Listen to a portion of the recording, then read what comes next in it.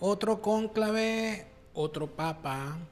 Es el tercer papa que vamos a ver elegirse en este siglo.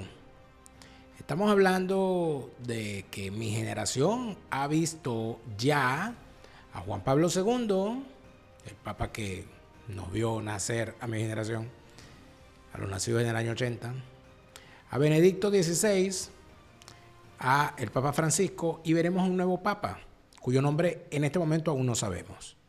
Para el momento en que grabamos este programa, todavía hay rumores, todavía hay comentarios y todavía se cree que podríamos tener un nuevo papa italiano, un nuevo papa de habla hispana, un papa africano, un papa asiático y mil cosas más. Hay un cónclave, hay unos papables, hay unos favoritos de la prensa y una cantidad de rumores que por supuesto son los que concentran la atención. Porque como se supone que el cónclave es una cosa clandestina, secreta y de la cual no se puede hablar, por lo menos no pueden hablar sus integrantes, lo que queda, por supuesto, es la especulación. Hoy vamos a hablar de esto.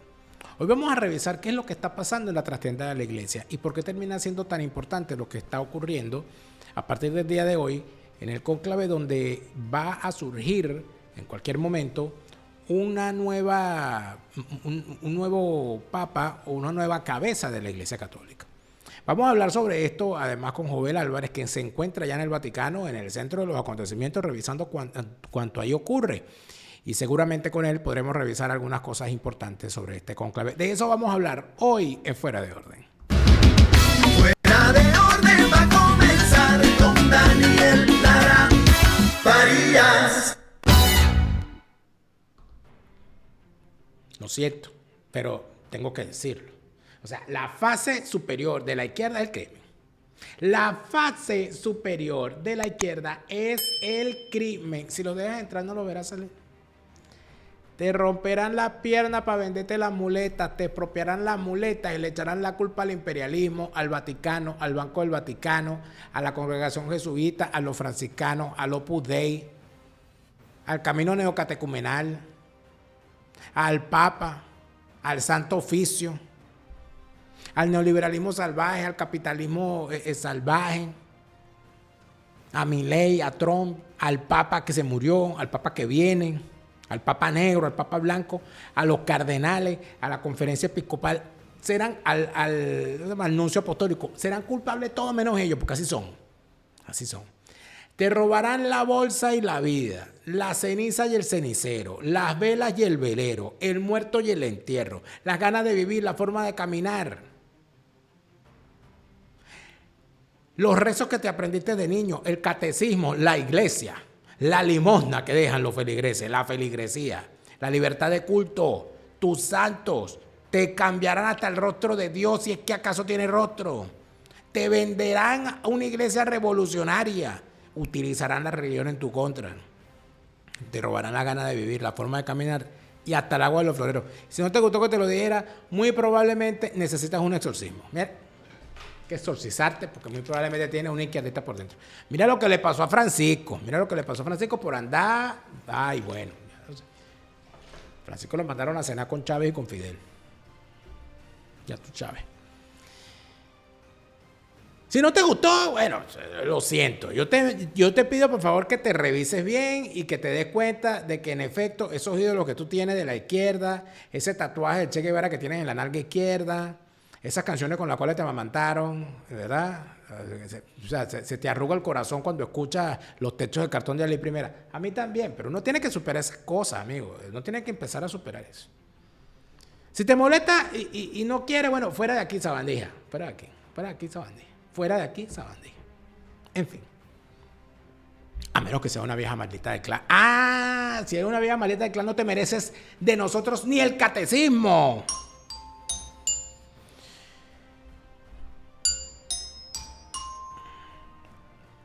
Vieja maldita del club, hedionda y mondongua, embutida en una licra de animal print, 7 tallas menores, con esa pollina, con ese flequillo que parece un toldo y esas cejas que parecen pintadas con asfalto de la mano de Julio Borges. Tú eres la base horrorosa que ejecuta en las comunidades las torturas que te ordenan los capos del cartel de los soles a la cabeza de esa organización criminal que es el chavismo. Por eso es que te denunciamos. Porque hay viejas malditas del club, pero también hay viejos malditos del club. Se ha abierto un universo interesantísimo porque la gente manda denuncias y resulta ser que hay viejos malditos de gasolinera, viejas malditas del club, carajitos malditos de la VC, coñitas malditas de no sé cuál organización. Y ahora hay hasta abogaduchos malditos del club. Atención. Está bueno este cuento, atención. No te lo pierdas. Atención. William, abogaducho graduado en una misión. Es contigo, William, abogaducho graduado de una misión. Y hablando de religión, eres un abogaducho graduado en una misión y de paso eres evangélico. Evangélico de esos hipócritas que andan con una Biblia en el sobaco para hacerse moralmente superiores que los demás y en realidad lo que están es, como decía mi abuela, haciendo morcilla para el diablo. William, eres un abogaducho graduado en una misión y eres además un evangélico algarrobero. William está siendo denunciado pues estafa a la gente con unos supuestos trámites allá en la comunidad en la cual está apoderado del club, del Consejo Comunal y de toda esa barbaridad. Exigen que lo llamen el doctor William. ¿Será doctor Chimbín? William, abogaducho de misión y evangélico, estafa a la gente con supuestos trámites que nunca terminan, pero lo cobra. Y los trámites nunca terminan, él lo cobra por adelantado y nunca devuelve el dinero.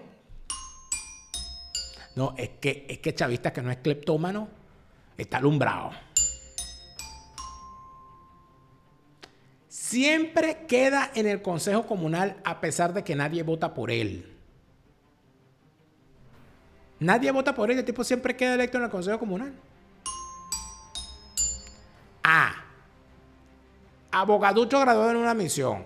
Evangélico de Biblia en el sobaco algarrobero.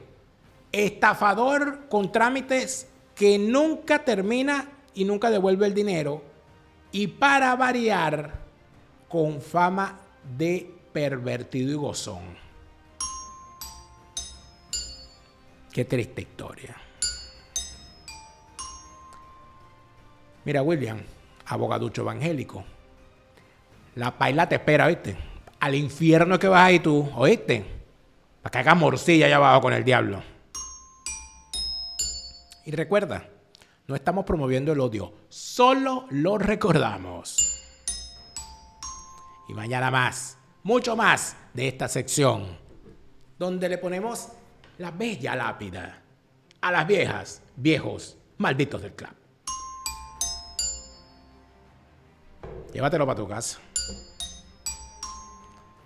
Recuerden que, no les puse aquí, las denuncias aquí, en este número, en este correo, si son muy largas, si tienen pruebas, por supuesto que ayer se las recibimos. Súmate a nuestro canal noticioso en WhatsApp escribiendo al número de WhatsApp que ves en pantalla y dice quiero formar parte del canal, pum, y allí se les manda el enlace, se suman, ya somos un gentío allí. Ahí damos información, datos, cosas de interés y por supuesto, para que lo han pedido muchísimo, la sección de las viejas malditas de Clark, las mandamos recortadas y se las mandamos por allí para que las vean en todas partes y las manden los interesados para que vaya cogiendo mínimo toda esa estructura como debe ser. Ahí tienen entonces denuncias, información, las ventas de los libros también para quienes están en Europa y en los Estados Unidos, también la tenemos ahí disponible, así que ya lo saben. Y seguimos. Amiga y amigo, miren, lo que yo pienso que hay que ponerle un parado, ¿no? Muchas veces. Es a esa tentación de estas plataformas y estas redes por quererse colocar siempre como experto del tema en tendencia. Entonces sale la guerra en Ucrania y todo el mundo es ucraniólogo. Hay un apagón en España, todo el mundo es ingeniero electricista. Se muere el papa, todo el mundo es papólogo. Y yo creo que hay que darle al César lo que es del César. Yo no soy especialista en cónclaves, ni soy especialista en la iglesia. Soy un católico más, bautizado en la iglesia católica, y que además fui criado en la fe católica y en la cultura cristiana. Porque mucha gente piensa, no, yo soy agnóstico. Sí, pero tu cultura muy probablemente sea cristiana en tu forma de actuar. Tienes y asumes que mentir es malo, que matar es malo, asumes que robar es malo, que los 10 mandamientos de alguna manera son valores que tú, la mayoría de ellos, atesoras, que repudias cosas que el cristianismo en efecto repudia y que asumes cosas que en efecto el cristianismo pregona. El honrar a tus padres y a tu madre, por ejemplo, en eso de respetar al prójimo como a ti mismo o amar al prójimo como a ti mismo, todas esas cosas de alguna manera tienen una comprensión en todo aquel que está dentro de la cultura cristiana. Así como quien está dentro de las culturas islámicas, aunque no sean practicantes, tienen esos 5 pilares del Islam como guía de su vida cotidiana, porque es lo que está en efecto guiando la vida cotidiana. Esas cosas deben estar allí perfectamente claras. Luego, yo sé que hay muchísima gente que es agnóstica o que son evangélicos y que no comulgan con la Iglesia Católica, obviamente, así, y están en su pleno derecho, así como hay católicos que hemos sido bautizados en la Iglesia Católica y que estamos completamente en contra de muchas de las cosas que se hacen en la Iglesia Católica. Eso también es nuestro derecho. Sin embargo, hay que hablar, en este caso considero, de la Iglesia Católica y de el próximo cónclave y la elección del nuevo Papa como un hecho político. Porque en efecto, el Papa, como máxima cabeza de la Iglesia, es una figura política de importancia global. Y es una figura política de importancia global en unos tiempos en los cuales tenemos a una Iglesia sumida en una gran cantidad de conflictos que viene arrastrándose en los últimos 50 años por efecto de distintas cuestiones, donde fundamentalmente la modernidad, los tiempos contemporáneos con la tecnología y con la apertura dentro de las sociedades a la comprensión de sus fenómenos, de sus taras y de sus problemas, ha dejado al descubierto a una iglesia donde quienes se supone deben ser los guías de la feligresía se convirtieron en depredadores de la fe. En depredadores de la fe porque no son ejemplos de lo que pregonan, en depredadores de la fe porque cometieron graves delitos amparados en una sotana, como la pederastia, por ejemplo, como la violación de niños, pero además de eso, y creo que aquí es donde está lo grave, porque evidentemente un criminal comete un crimen y siempre será él el responsable. Y cuando un sacerdote, haciendo prevalido de la posición moral, ¿no?, que le da su, ya vamos a ver la presentación, pero prevalido de la posesión moral que le da la sotana, comete un crimen tan horroroso como la violación, mucho más en contra de indefensos niños, bajo su cuidado, que al respetar la sotana son evidentemente mucho más vulnerables. Eso, la culpa recae sobre él. Pero cuando las instituciones de la iglesia o quienes detentan el poder superior por encima de ese sacerdote se encargan de encubrir ese crimen, ya estamos hablando de una grave depredación en contra de la feligresía. Porque ¿cómo puedo yo confiar en una iglesia donde un sacerdote violador no es castigado? ¿Cómo puedo yo confiar en una iglesia donde un sacerdote no vive de acuerdo a lo que pregona? ¿Cómo puedo yo confiar en una iglesia donde se ponen de espaldas a los cambios que la sociedad ha vivido? Así como en efecto hubo que esperar al papado de Juan XXIII para llegar a un concilio vaticano en el cual se aceptara la necesidad de algo que había planteado Martín Lutero por allá, por 1500 y dale, de la necesidad de acercar las escrituras al lenguaje coloquial de la gente. ¿Cómo es posible que no tuviésemos misa en el idioma nativo de la gente, sino que la misa era en latín y la gente tenía que repetir una cosa que le enseñaban en el catecismo sin saber qué demonios estaba diciendo? Mis padres son la generación que fue al catecismo con la misa en latín. puesto que la misa en el idioma natal de cada iglesia se impone después del Concilio Vaticano II, después del papado de Juan XXIII. Entonces, ese tipo de cosas, por supuesto que vistas al día de hoy, uno se pregunta si no sería lógico, y me lo pregunto yo como cristiano, como católico, si no sería lógico que los sacerdotes se casaran, por ejemplo. Si no sería lógico que se dé ese debate y esa discusión. Más allá del matrimonio homosexual, que a mí me parece que el matrimonio homosexual en la iglesia no lo vamos a ver nunca, amigos, no lo vamos a ver nunca, porque así como, y lo dice un homosexual, no tengo problema, jamás he tenido problema en reconocer mi orientación sexual, que no le interesa a nadie, pero cuando salen estos temas lo digo porque lo estoy diciendo con conocimiento de causa. O sea, considero que no se le puede exigir a la iglesia más de lo que la iglesia tiene en estándar. Lo que hay que exigirle a la iglesia es que la iglesia se adapte a lo que está dentro de su estándar. Y no tiene nada de negativo. Inclusive ya ocurrió en el pasado que un sacerdote se case. Que el celibato deje de ser una cosa obligatoria y pase a ser una cosa, obviamente, opcional. Esas son las grandes discusiones que tiene la iglesia. Y bueno, ¿qué es lo que pasa? Que los tiempos van en velocidad exponencial y la iglesia va en velocidad, bueno, sincrónica. Y aquí es donde estamos, amigos míos, y aquí es donde estamos. Por supuesto que hay muchas cosas de las cuales hablar. Yo tengo que decir que yo he hablado de muchas cosas en mi libro, Una mesa de tres patas, ajuste de cuenta con la politiquería venezolana. Allí, por supuesto, he comentado todo lo que significa este tema, esta situación, en la que sin duda alguna hay que mostrar lo que significa una construcción horrible de este sistema de tres patas donde el chavismo ha logrado, en efecto, hacer metástasis. Una mesa de tres patas está a la venta a nivel mundial en Amazon. ¿Tú sabes quién sacó una nueva novela? Marcelo Croatto. Marcelo Croatto plantea que cuando caiga el chavismo hay que arrasar con las cárceles venezolanas. Hay que asaltar las cárceles venezolanas porque si no, no se va a lograr nada. Asalto a la cárcel. Hay que tomar el control. La nueva novela de Marcelo Croatto está a la venta a nivel mundial en Amazon. Y recuerda que en España hay que estar con todas las de la ley. Hispanidad Abogados y Asesores es el bufete número 1 en materia de extranjería en España. Déjate representar por los mejores. Hispanidad Abogados y Asesores en España con todas las de la ley. Ya por ahí me escribió la gente de Escocia y me han dicho que hay un gentío ya anotado en esta temporada para ir a conocer Escocia.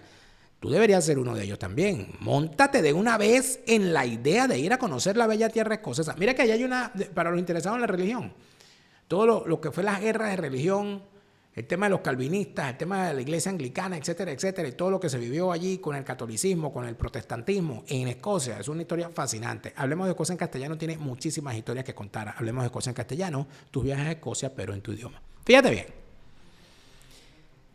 Lo que se está diciendo en las redes, lo que se está comentando sobre el tema papal, ¿no? Basados en lo que está diciendo la prensa, gracias a Jover Álvarez que me lo hizo llegar, lo que está hablando la prensa italiana. La prensa italiana está planteando quiénes son los papables, quiénes son los que están en la palestra en este momento. Inclusive hace una división entre el favoritismo y los rumores. Creo que es interesante revisarlo y por eso tenemos esta presentación en la que de alguna manera mostramos lo que se está discutiendo por allí. Fíjense bien. Acuérdense que todo esto es especulación de la prensa italiana, pero es interesante el planteamiento porque obviamente, y hay que advertir, la prensa italiana va a arrimar a la brasa a su sardina. La prensa italiana quiere un papa italiano otra vez. Entonces, a ver, ¿qué es lo que plantea la prensa? ¿Qué es lo que está diciéndose? Atención. Tienen a dos favoritos. La prensa en este momento habla de dos favoritos. Uno de ellos es el cardenal Pietro Parolin.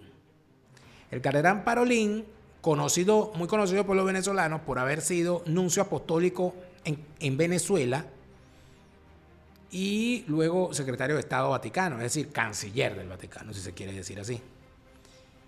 Él es uno de los favoritos de la prensa. El otro de los favoritos es el filipino cardenal Tagle, quien de alguna manera, por ser un hombre ahí afable y tal, medio carismático y eso, que recuerda mucho aquellas cosas carismáticas de Juan Pablo II, pues está visto o bien visto por la prensa, que siempre busca el titular y siempre busca ahí lo más lo que más viralice. Sin embargo, hay que decir que el cardenal Tagle es conocido como el Francisco filipino. Y no precisamente porque le gusta el fútbol, sino porque precisamente tiene más o menos la misma postura un poquito hacia la izquierda. Entiéndase entonces que entre estos favoritos está más que todo un tema de simpatía y de carisma, más allá de un tema de comprensión de la posición de cada uno de ellos. Sin embargo, hay que decir que a Pietro Parolin se le tiene como un hombre con mucho poder en la actual iglesia, uno de los hombres más cercanos a Francisco, y por supuesto su nombre está sonando mucho más allá de los rumores de prensa. Eso creo que está interesante allí. Luego está el caso de los llamados papables moderados, es decir, que tienen más que moderados, se les considera conservadores, para decirlo con el nombre, ¿no? Allí está el cardenal Pizzaballa y el cardenal Arborelius. Del cardenal Pizzaballa voy a hablar ahora con Jovel, porque Jovel tiene una comprensión un poquito más clara del valor del cardenal Pizzaballa, pues es el obispo de Jerusalén. Y ahí hay unas cosas interesantes con respecto a sus posiciones, sobre todo por su eficiencia. Y además de eso, por su juventud, tiene 60 años, lo que auguraría, por supuesto, un papado largo en caso de ser electo. Luego están los llamados mediadores, es decir, los cardenales que tienen una posición, digamos, no tan radical, pero tampoco tan progresista, no tan conservadores ni tan progresistas, y más llamados al consenso. Se habla del cardenal Tolentino, del cardenal Prevost y del cardenal Vesco. Por supuesto, los que más terminan llamándole la atención a la prensa también y al público consumidor de contenido en las redes sociales son los outsiders. Entiéndase el cardenal Ambongo, por ser un cardenal de raza negra, obviamente de origen africano, y el cardenal Ferrao, al cual también se le tiene cierta simpatía, de la India. Y por esta razón, entonces se les tiene como unos personajes peculiares que quizás podrían dar alguna sorpresa si es que acaso se está buscando a cardenales de carácter peculiar que permitan darle que sea un nuevo rostro a la iglesia, como si esto fuese una búsqueda o un casting.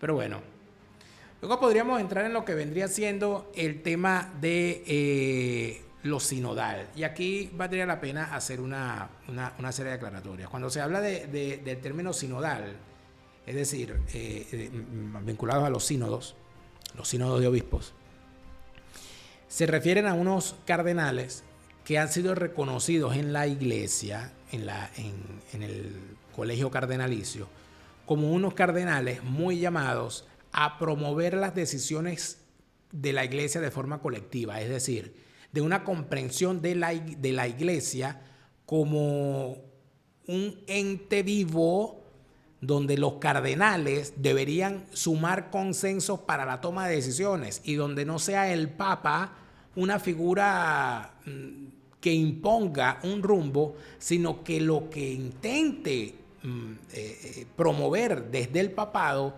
sea producto de lo que se llegue a consensuar dentro de la propia iglesia. Eso es importante. Y entonces aquí a quienes se coloca como los cardenales que tienen esa característica, los dos más destacados, son en efecto el cardenal Grech y el cardenal Hollerich. Esto por supuesto pondría de nuevo a Europa en el lugar del papado, en el trono de Pedro, como dicen por allí, y por supuesto que daría muchísimo de qué hablar, ni más faltaba. Pero luego de los sinodales están los que se conocen como los pastorales, y quizás esto requiere también la misma aclaratoria. Cuando se habla de pastorales, ¿a qué se refiere? Se refiere a que la labor de un obispo o de un sacerdote, cuando se le dice pastoral, vinculado al tema de, pastores, ¿no? de ovejas, es que están más cercanos a una idea de una iglesia cercana a la gente, de un sacerdote que se una con la gente y que se baje del púlpito, ¿no? esa cosa muy, por cierto, muy jesuítica, muy parroquial, de esos sacerdotes que prefieren estar cercanos a la gente, más allá de estar vinculados al tema de la encíclica, al tema de la doctrina, y más buscados o más llamados a la cercanía con la feligresía. Y hay unos cardenales que tienen esta visión. Yo creo que el que ha llamado más la atención estos días ha sido precisamente el cardenal López Romero, que es español y es actualmente el obispo en Marruecos. Es interesante la posición del obispo López Romero. Por cierto que a López Romero le hicieron una entrevista que fue de lo más graciosa porque, por lo menos desde mi punto de vista, fue, o sea, no digamos irreverente, sino que fue como que le salió. A él le preguntaron, ¿usted cree que usted va a ser papa? Y él dijo, será papa frita porque yo no me veo en eso. Un señor bastante afable, que por supuesto a los hispanoamericanos nos recuerda a aquellos viejos sacerdotes que eran normalmente españoles y que tienen esa forma tan particular de ser. El cardenal López Romero es considerado un cardenal pastoral, junto al cardenal Aveline y el cardenal Zuppi. Son más o menos ellos los que podría decirse que están en este momento en la palestra de la prensa italiana. La prensa italiana está presentando a un grupo de papables donde, si ven bien, la nacionalidad que gana es la nacionalidad italiana. Ni me faltaba, porque yo, evidente, cada quien arrima la brasa para su sardina, amigo mío. Aquí no vamos a estar... Aquí, los italianos quieren un papa italiano. Que cuidado. Yo le diría en todo caso al nuevo papa que se compre una póliza. Porque uno no sabe, ¿viste? El mejor momento para comprar una póliza fue ayer. El segundo mejor momento es hoy. Mañana puede ser demasiado Francisco. O demasiado Juan Pablo I, que duró 34 días. Cuidado, Dios lo salve. Póliza de seguro de salud y de vida en los Estados Unidos. Póliza de seguro de viaje donde quiera que estés, donde quiera que vayas. ¿Ok? Y si se trata de garantizar tu patrimonio construido en los Estados Unidos para que quede en manos de tus herederos y no en manos de una corte sucesoral y que pasen años y allí eso se pierda, es la hora de constituir un fideicomiso en vida. Tu asesor Gustavo te asegura que esa solución es la apropiada para que ese patrimonio que tanto te ha costado construir, grande, pequeño, mediano, pero es tuyo y se lo quieres dar a tus herederos, esté en efecto en manos de tus herederos y no en un largo juicio en una corte sucesoral. Háblalo ya con tu asesor Gustavo para que te asegures bien. Lo que también tienes que hablar es con la gente de Easy Tax 2 Go para que pongas en orden tus finanzas para tu declaración de impuestos y también para que, si es tu interés y estás en los Estados Unidos, es para gente que está en los Estados Unidos y quieres entrar en el universo de la preparación de impuestos porque sientes que tienes facilidades para eso, porque conoces el tema, porque eres contador, eres administrador, eres economista o tienes conocimientos en contabilidad y administración y consideras que puedes entrar en esa dimensión, la gente de Citas Togo te invita no solamente a formarte en la materia, sino a formar parte de su equipo.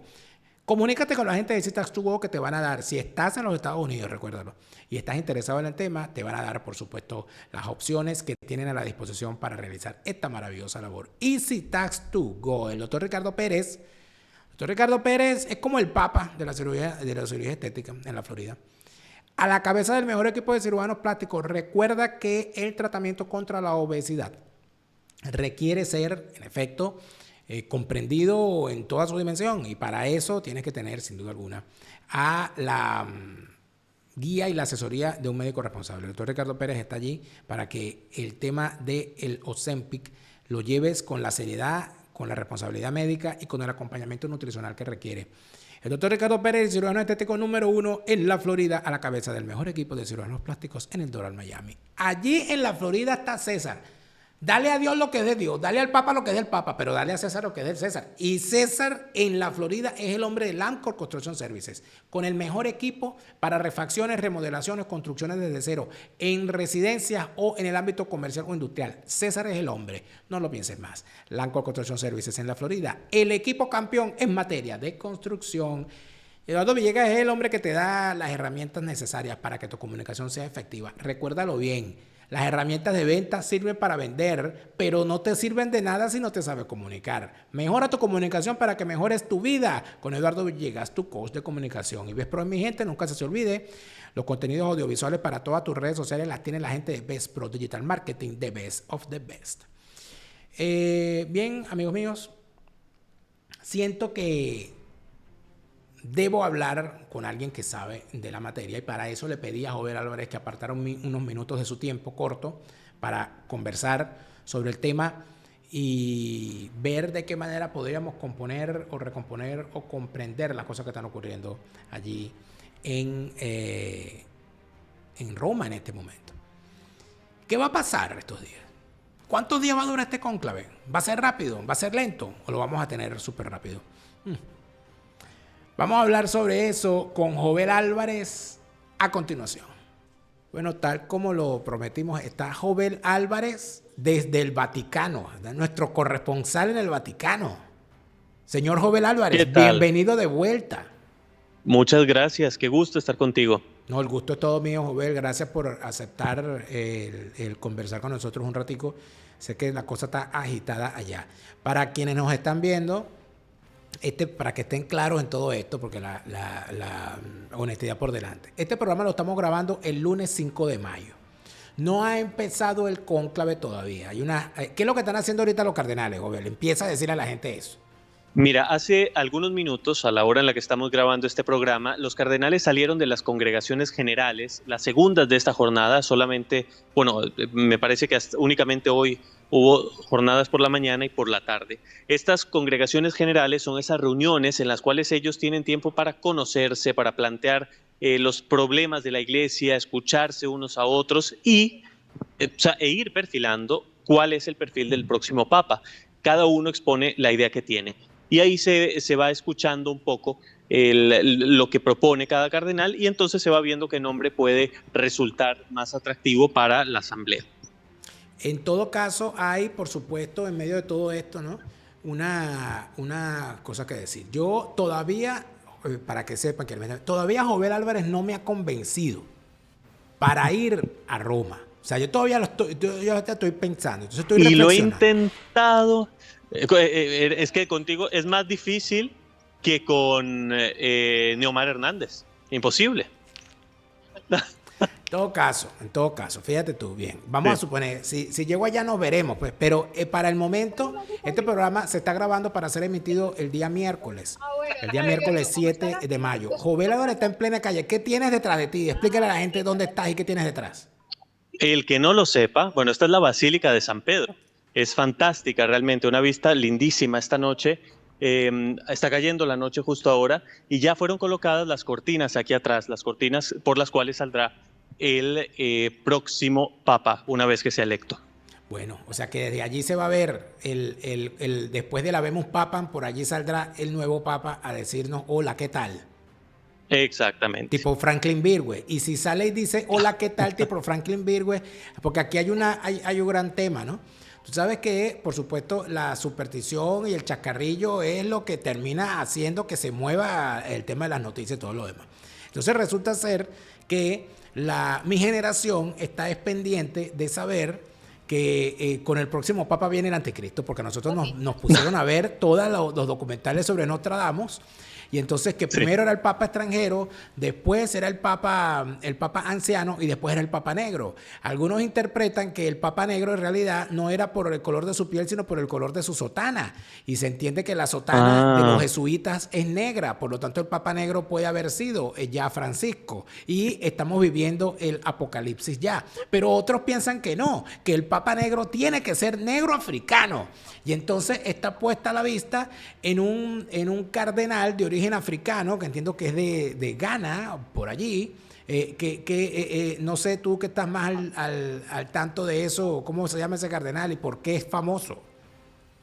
Mira, es que depende, hay varios que vienen de África, pero las listas de papables, mira, yo ahí ciertamente, o sea, se dicen nombres, pero funcionan pocas veces. Tú tienes una lista o unas categorías que de la cual hemos hablado según la prensa. Tú dices que los favoritos de la prensa, sí, son Pietro Parolin, que fue nuncio apostólico en Venezuela y luego canciller del Sí, Vaticano, sí, y sí. Tagle. Tagle entiendo que es hispano, ¿no? Filipino. Filipino, bueno, hispano, filipino, Tagle, Sí, pero de sí, sí. aquellas familias que quedaron allá de la colonización española. Luego, Exacto.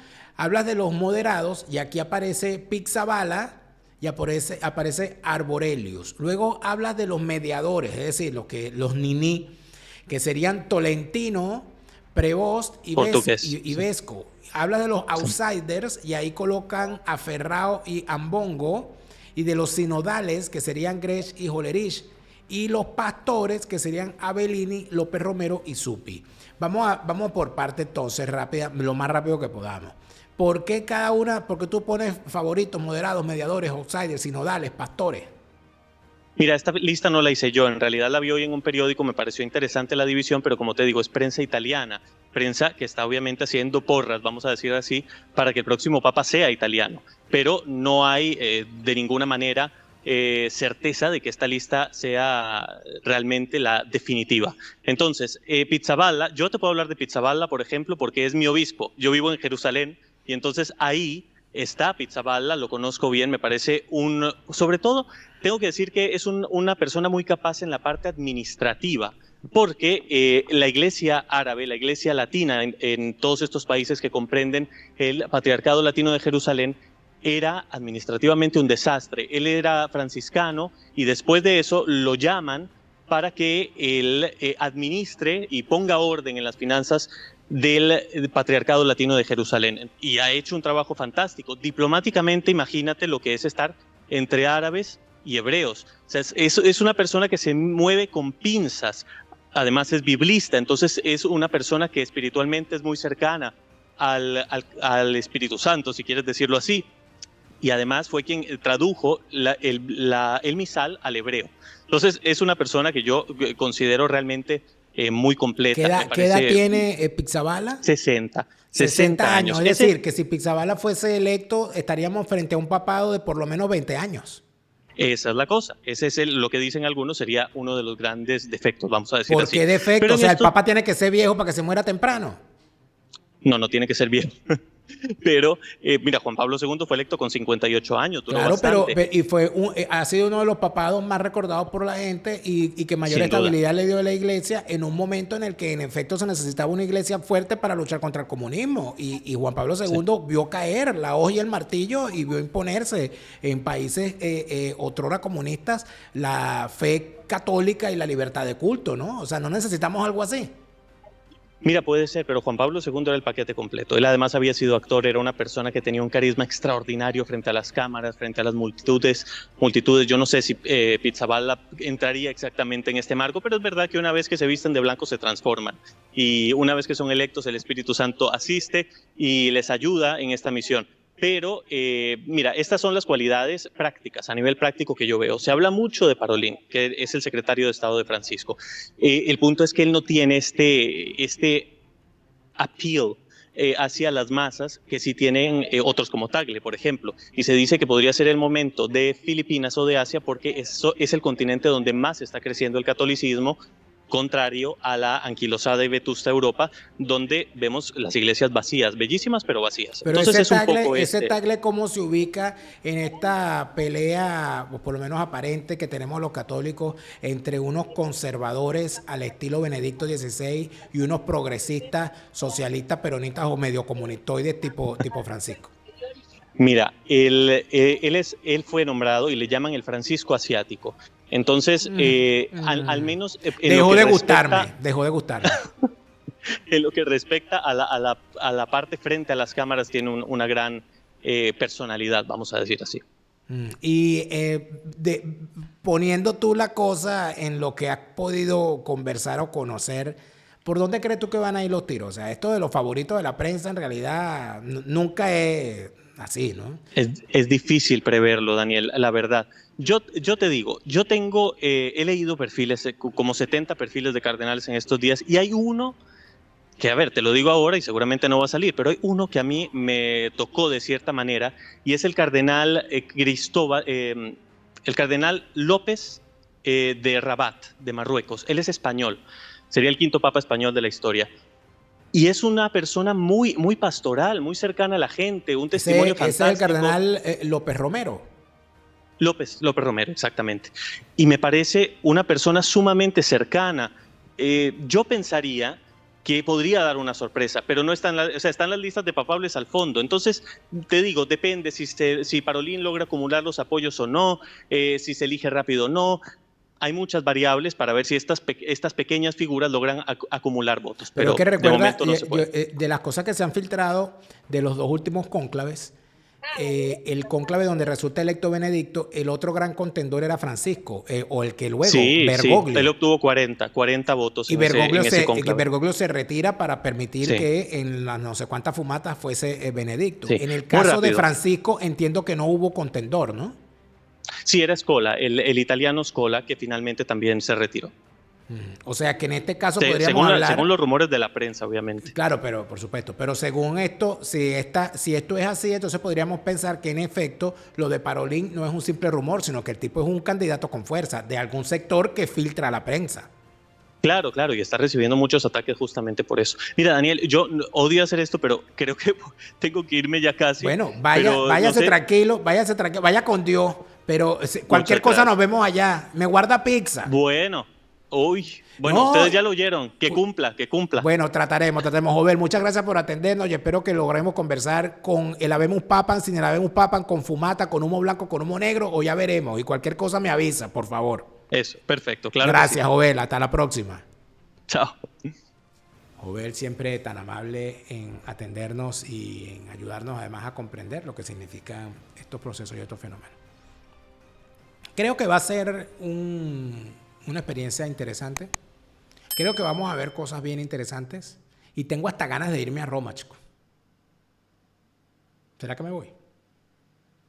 Llego allá a Roma y dígame si llego a Roma y ya está el Papa. Chale. Tengo unas ganas de irme a Roma. Ya veremos. Pero en todo caso, lo que sí está perfectamente claro. Fíjate que mi generación, yo lo hablaba en estos días con alguien también de mi generación. Mi generación tenía en la mente que cuando tuviésemos un papa negro, de raza negra, venía el apocalipsis, porque eso fue lo que nos decían en los documentales estos que hacían sobre las profecías de Nostradamus, que primero viene el papa extranjero, después viene el papa anciano y después viene el papa negro, y cuando venga el papa negro ahí viene el apocalipsis, y entonces uno decía, oye, viene el apocalipsis. Entonces, ¿quién es el papa extranjero? Bueno, el papa extranjero era supuestamente Karol Wojtyla, Juan Pablo II. Y después vino un papa anciano que en efecto no pudo terminar el papado y renunció por razones de salud, que era Benedicto. Y luego la gente dice, bueno, pero vino Bergoglio es el papa extranjero. Entonces ahorita viene el anciano. Digo, no. Si vamos a hablar en los términos simbólicos en los que hablaba Nostradamus en sus profecías, podríamos asumir que Bergoglio, Francisco, era el papa negro por el color de su sotana, porque los jesuitas usan sotana negra. Entonces podría pensar que, en efecto, era el papa negro era Francisco. Pero alguien puede decir, no. Ahorita viene el papa anciano. El papa negro viene después, porque estamos pensando en la raza y no en el color de la sotana. Bueno, no sé. Yo creo que Nostradamus escribió eso porque nosotros pasáramos toda la vida rebanándonos los sesos. Y seguramente, yo creo que Nostradamus más bien era un comediante. Y él dejó todo eso escrito ahí porque la gente estuviera, va a decir, vamos a ver, para que la gente, vamos a escribir esto aquí para que los bichos crean que... Ahí vamos a dejarlo ahí. Como ¿cómo se llama? Las gemelas estas pitonizas, que tuvieron 30 años matando al Papa Juan Pablo II. Seguramente van a ser ahorita las gemelas a decir, no, el Papa puede ser negro, pero a la vez puede ser blanco. Amigo, yo no sé si el Papa va a ser negro o si va a ser blanco. De lo que estoy completamente seguro es que Francisco muy probablemente ya está visitando a Chávez y a Fidel. ¿Y dónde está Fidel? ¿Y dónde está Chávez? Tú, Chávez. Te lo repite, Lara Farías. Chávez se murió y no vuelve. No te deprimas, siente alegría. Escucha bien lo que te estoy diciendo. Te lo repite, Lara Farías.